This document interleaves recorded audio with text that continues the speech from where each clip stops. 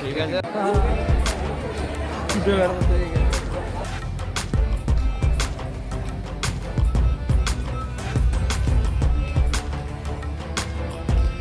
এই সহযোগিতার মধ্যে রয়েছেন সকলকে আমরা ধন্যবাদ জানাচ্ছি এবং বিভিন্ন জনপ্রতিনিধি এই এলাকার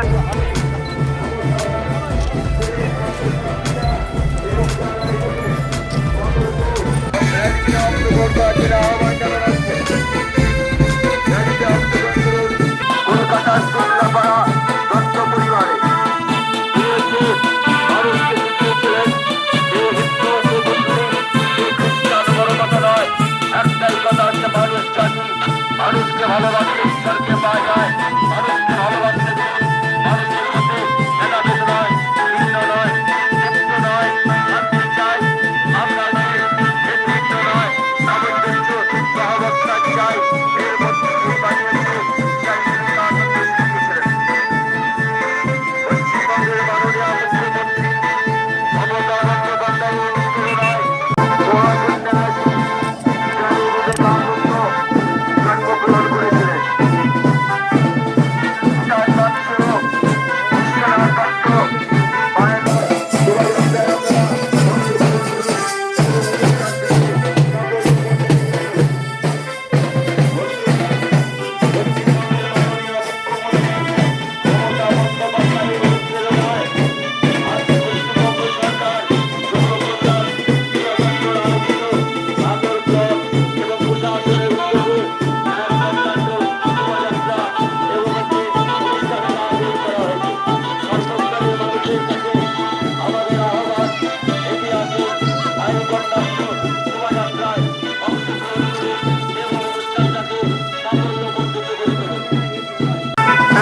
পরিবারে জন্মগ্রহণ করেছিলেন। মাতা ভুবনেশ্বরী দেবী বলে প্রতিষ্ঠিত হয়েছিলেন স্বামী বিবেকানন্দ। তাই মানুষকে ভালোবাসে, মানুষকে ভালোবাসলে ঈশ্বরকে পাওয়া যায়, ভালো লাগে পাওয়া যায়। তাই জাতি ধর্ম নির্বিশেষে আমরা আমাদের আহ্বান সকলে মিলে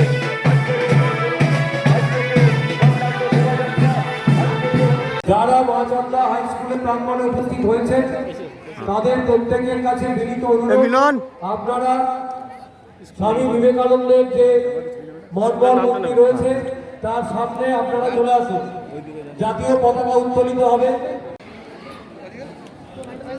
বন্দে মাতরম, বন্দে মাতরম, বন্দে মাতরম, বন্দে মাতরম, বন্দে মাতরম।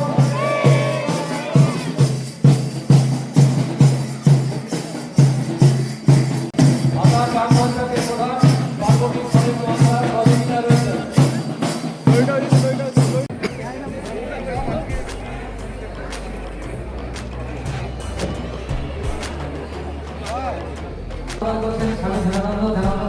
সহযোগিতায় পঞ্চায়েত সমিতির সভাপতি সুমন্ত বন্দ্যোপাধ্যায়, প্রধান শিক্ষক এবং অন্যান্য শিক্ষক মহাশয় এবং এলাকার পঞ্চায়েতের সদস্য, অন্য পঞ্চায়েতের আমাদের প্রধান দীপকবাবু রয়েছেন, ওনাকে বলবো প্রতিনিধিকে করতে পারবেন।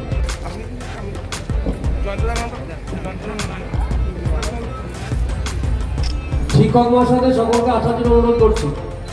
সকলে করতালি দিয়ে অনুষ্ঠানটিকে সার্থক করুন। এই বিবেক মঞ্চের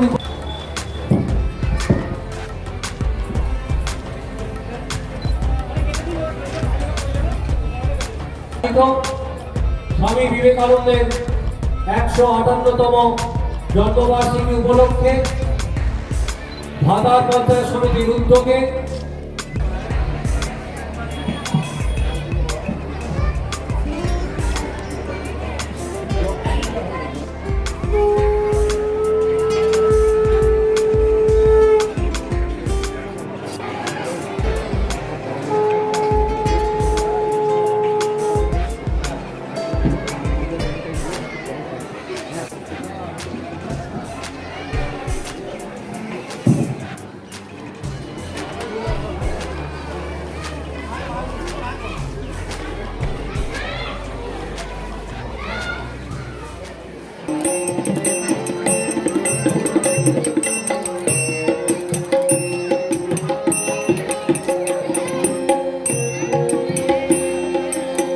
সর্বধর্ম সমন্বয়ে প্রেম ভক্তি বিতরিলে, সর্বধর্ম সমন্বয়ে প্রেম ভক্তি বিতরিলে, সাধিলে জগতের কল্যাণ ঠাকুর, সাধিলে জগতের কল্যাণ। গাহে তোমারি জয় গান ঠাকুর, গাহে তোমারি জয় গান। তোমার আসন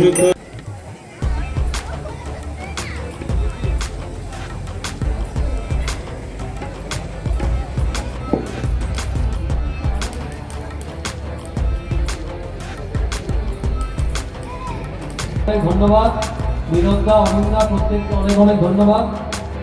এখন সঙ্গীত পরিবেশন করছেন এই স্কুলেরই দুই ছাত্রী।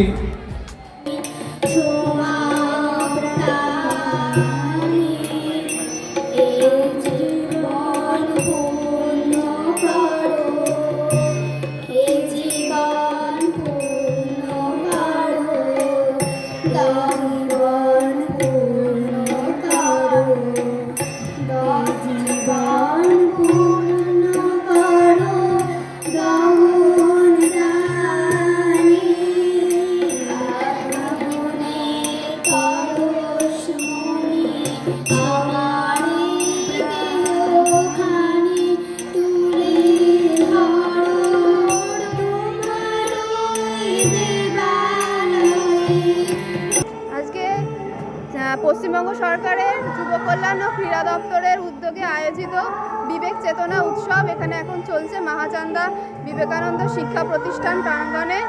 এখানে আমরা উপস্থিত হয়েছি ব্লকের অফিস থেকে সবাই, যুব কল্যাণ অফিস থেকে, আর পঞ্চায়েতের সবাই এখানে আছে।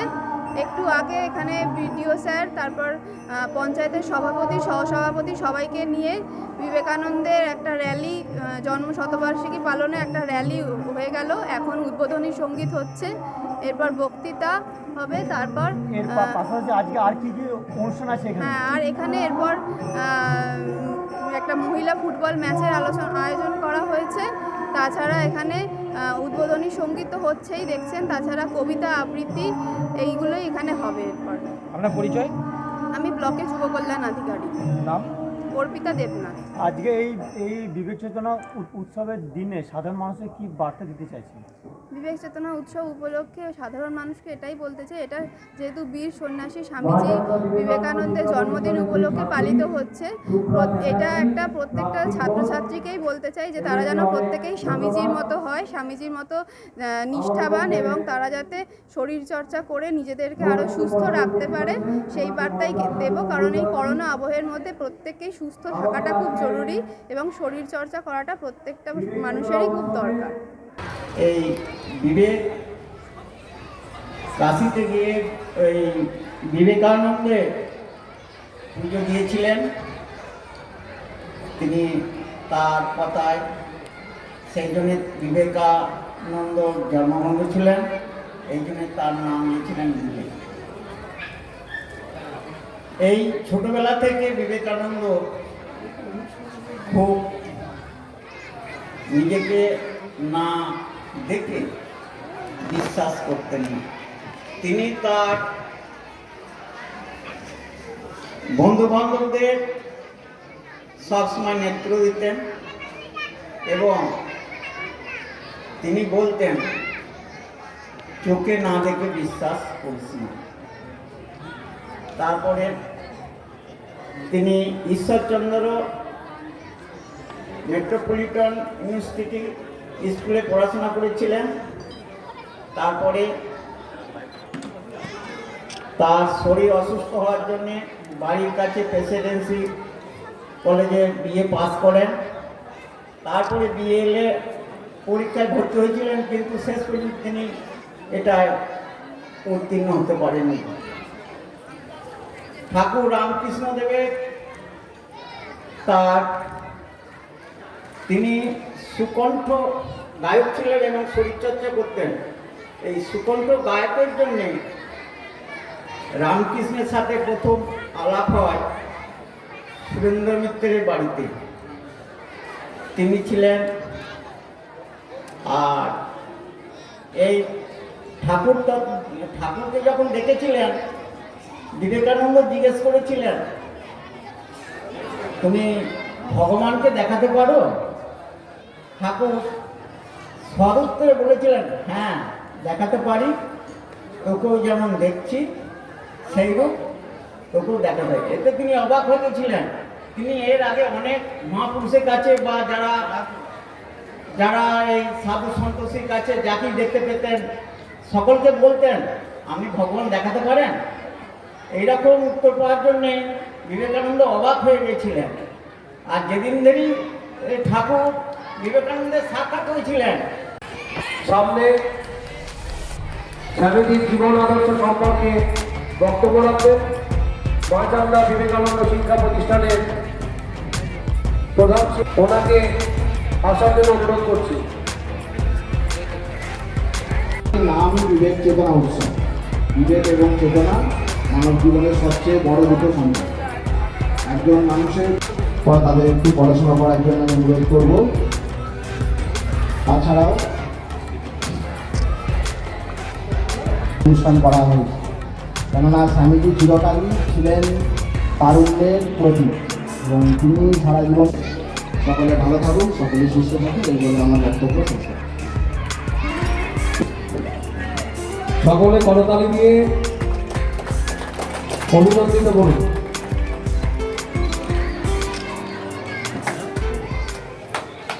আমাদের জীবনে কিভাবে প্রভাব বিস্তার করেছেন বা এই সমস্ত মহামণিগণ বা মনীষীগণদের নিয়ে যে আমরা বিভিন্ন সময়ে বিভিন্ন রকম অনুষ্ঠান উদযাপন করি, তার তাৎপর্যটা কী আমাদের একটা বুঝতে হবে। যে আমরা যখন ছোটোবেলা থেকেই পড়াশোনা করি, তার সঙ্গে সঙ্গে আমাদের বিভিন্ন মনীষীদের চলার পথটাকে অবলম্বন করতে হবে। জানতে হবে যে শুধু পড়াশোনাই নয়, সমাজে ভালো কিছু করতে হলে সৎ পথে চলতে হবে, সূর্যের সঙ্গে বীর্যের সঙ্গে চলতে হবে। অনেক বাধা বিঘ্ন আসবে, কিন্তু সেগুলো কাটিয়ে গিয়ে সততাকে অবলম্বন করে এগিয়ে যেতে হবে। একজন আরেকজনের হাত ধরতে হবে, বন্ধুত্বপূর্ণ পরিবেশে এগিয়ে যেতে হবে। স্বামীজির প্রথম কথাই ছিল হচ্ছে ভাই, সকলে ওনার ভাই। সে দরিদ্র হোক, চণ্ডাল হোক, বড়লোক হোক, যে কেউ হোক, সকলে সকলের ভাই। এই ভ্রাতৃত্ব বোধ যদি আমাদের মধ্যে গড়ে ওঠে, তাহলে আমরা একদিন একাত্ম বোধ হতে পারবো, ইউনাইটেড দেশ হবে, এবং যে দেশে কোনো ভেদাভেদ থাকবে না, যে দেশে কোনো হিংসা থাকবে না, মারামারি থাকবে না, শুধু ভালোবাসা থাকবে। এবং সেই ভালোবাসার লক্ষ্যে প্রত্যেকটি স্টুডেন্টকে আমি শুধু একটা অনুরোধ করব যে তোমরা পড়াশোনা যেমন করবে, তার সঙ্গে স্বামীজি আরেকটা বলেছিলেন যে গীতা পাঠের থেকেও ফুটবল খেলা অনেক বেশি উপকারী। তিনি বিয়ে গিয়েছিলেন, তিনি বলেছেন যে নিজের ওপর বিশ্বাস না রাখাই হচ্ছে যে নিজের ওপর বিশ্বাস রাখে না সেই হচ্ছে বড় নাস্তিক।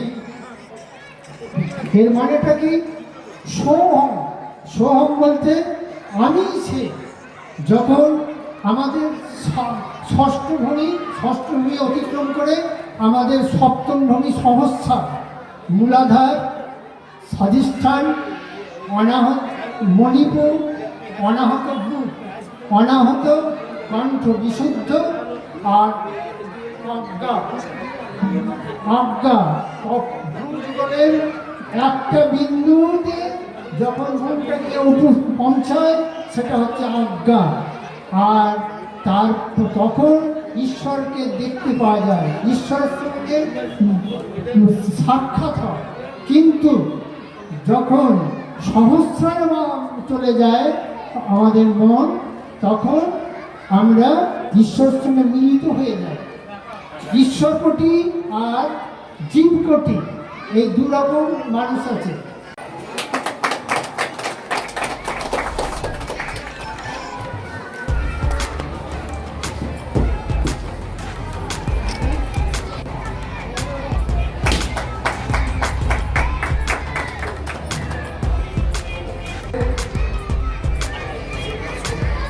বাসুদাও ঝিকরডাঙ্গা শ্রী শ্রী রামকৃষ্ণ আশ্রমের মহারাজজিরা উপস্থিত রয়েছেন।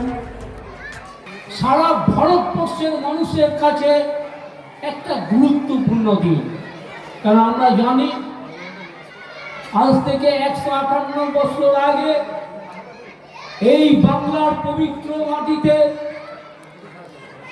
একজন জন্মগ্রহণ করেছিলেন, যিনি ছিলেন স্বামী বিবেকানন্দ। তিনি জন্মগ্রহণ করে এই পবিত্র মাটিতে তিনি একটা সম্পদ দিয়ে গেছেন, যে সম্পদটা তিনি দিয়ে গেছেন যেটা আজকে সারা বিশ্ব সেটাকে গ্রহণ করেছে। আমরা দেখলাম এই জিনিসটা কিন্তু উঠে গিয়েছে। বাংলার মানবিক মুখ্যমন্ত্রী মমতা বন্দ্যোপাধ্যায় তিনি দুটার উপর লড়াই করেন। তিনি দুটো জিনিসের উপর লড়াই করেন। কিসের উপর লড়াই করেন? একদিকে বাংলার উন্নয়ন, আর একদিকে বাংলার যে সমস্ত মনীষীরা এখানে জন্মগ্রহণ করেছিলেন, খেলাধুলো ভুলে গেছিল, যে সমস্ত যুব সমাজ আজকে মহাপুরুষদের যে বাণী, মহাপুরুষদের যে লক্ষ্য, মহাপুরুষদের যে উদ্দেশ্য,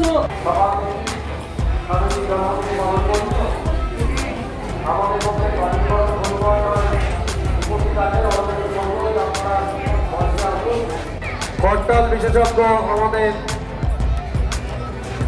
অরিন মাহাতো মহাশয়, উনি আমাদের গানগুলি আজকে এই অনুষ্ঠানে এসে পরিবেশন করেছেন। আগামী দিনেও আপনাদের সহযোগিতা আশা রাখবো। মানুষের উন্নয়ন তার ছিল ধ্যান জ্ঞান। মানব সেবায় জীব সেবা, শিব সেবা।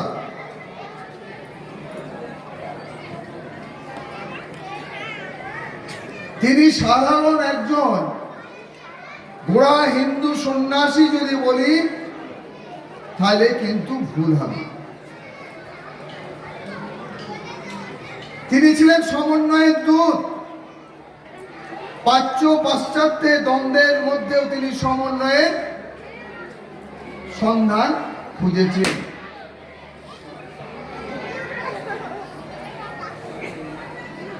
মানুষের সেবার মাধ্যমে তিনি ঈশ্বরের সান্নিধ্য লাভ করেছিলেন। আজকে ভারতবর্ষে যে ব্যাধি, যে রোগ ছড়িয়ে পড়েছে বা ছড়িয়ে দেওয়া হচ্ছে, তার থেকে পরিত্রাণ পাওয়ার জন্য সকলকে মিলে ঐক্যবদ্ধ হয়ে আজকে স্বামী বিবেকানন্দকে বারে বারে স্মরণ করতে হবে, তার কথা বারে বারে বলতে হবে, সমস্ত মানুষের মধ্যে তার বাণী প্রচার করতে হবে। ভারতবর্ষকে শ্রেষ্ঠ আসনে বসিয়েছিলেন 1893 11ই সেপ্টেম্বর সোমবার অপরাহ্নে যে আমাদের আমেরিকার সিমলা ধর্ম মহাসম্মেলনে যে মানবটি আত্মচেতনার মাধ্যমে সারা বিশ্বের কাছে জায়গা করে নিয়েছিলেন, ভারতবর্ষের মাথাটা উঁচু করেছিলেন, তার নাম স্বামী বিবেকানন্দ। যাকে বিলে বলে সকলে চেনে। রামকৃষ্ণদেবের মৃত্যুর পরে এই নাম ধারণ করে তিনি ধর্মের প্রচার শুরু করলেন। তার সম্বন্ধে নানা কথা, নানা গল্প তো আছেই, ছাত্রছাত্রীরা আছে, তার মেধার একটা আমি সামান্য তুলনা দিই। বিলে ভালো গল্প বলতো, সেই গল্প সবাই মনোযোগ সহকারে শুনতো। ক্লাসে একদিন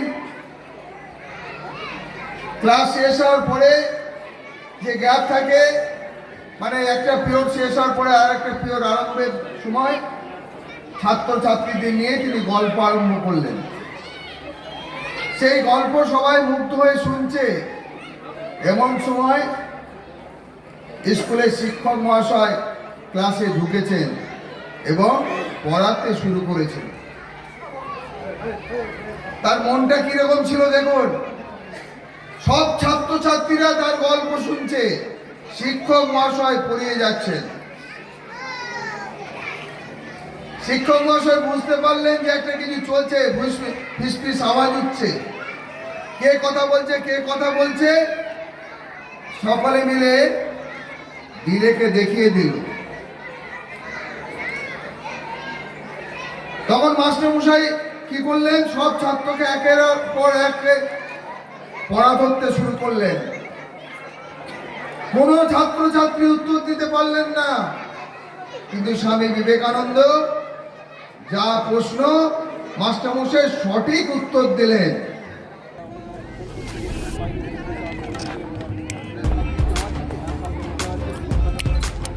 মহিলা ফুটবল দল মাঠে নামছে, সকলে করতালি দিয়ে তাদেরকে উৎসাহিত করুন। স্বামী বিবেকানন্দের জন্মদিবসকে সামনে রেখে সারা রাজ্যে বিধায়ক সহ যুব কল্যাণ দপ্তরের আধিকারিক মহাশয়া, মহাচান্দা গ্রাম পঞ্চায়েতের প্রধান সহ পঞ্চায়েত সমিতির সদস্য, কর্মাধ্যক্ষগণ সকলেই উপস্থিত রয়েছেন। তারা খেলোয়াড়দের সাথে পরিচয় পর্ব সারছেন। রয়েছেন উৎসব পরিচালন কমিটির সদস্যগণ এবং বিশিষ্ট সমাজসেবীগণ। আমারুল গ্রাম পঞ্চায়েতের প্রধান সদ্য দীপক ভট্টাচার্য মহাশয় সকলে রয়েছেন।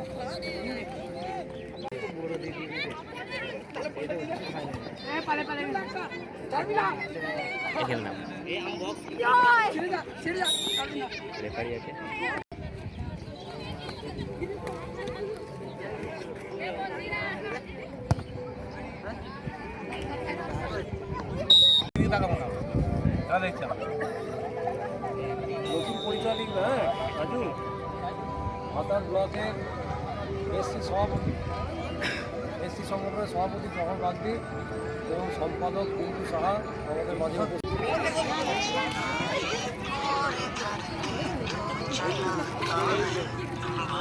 উঠো গো ভারত লক্ষ্মী, উঠো আদি জগত জনপূজা, দুঃখ দৈন সবনাশী, কর দুরিত ভারত লজ্জা, ছাড়ো গো ছাড়ো শোক সজ্জা, করো সজ্জা, পুন কমল কনক ধন ধান্যে, জননী গোলম তুলে বক্ষে, শান্তর বাস দেহ তুলে চোখে, কাঁদিছে তব চরণ তলে, ত্রিশতি কোটি নর নারী।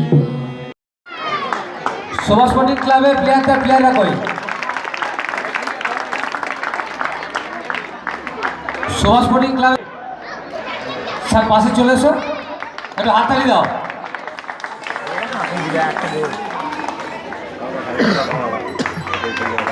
এখন আমাদের বিবেক চেতনা উৎসবে নামাঙ্কিত একটি করে মেডেল আমাদের এই মহিলা ফুটবলারদের গলায় পরিয়ে দেওয়া হচ্ছে।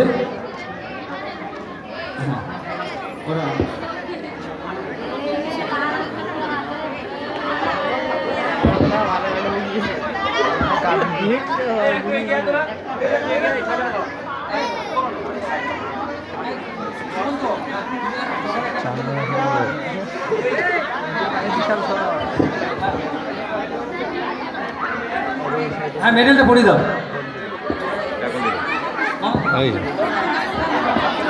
বনাতে যান, চান না পরিয়ে দিন, আনন্দ করে পরিয়ে দিন। ঠিক আছে। আমাদের কৃষি কর্মদক্ষ আছেন, আমাদের স্বপনদা আছেন, বিশিষ্ট সমাজসেবী, হ্যাঁ প্রাক্তন সম্পাদক আমাদের শিক্ষা প্রতিষ্ঠানের। বনপাড়া সুভাষ পণ্ডিত ক্লাব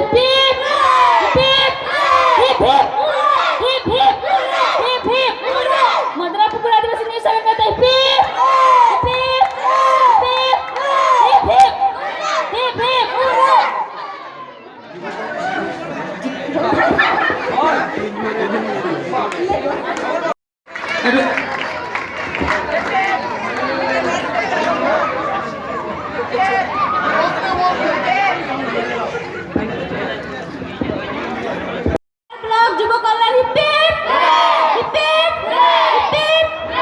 মমতা দিদি যুব আধিকারিক উভয় মিলে এবং আমাদের কৃষি কর্মদক্ষ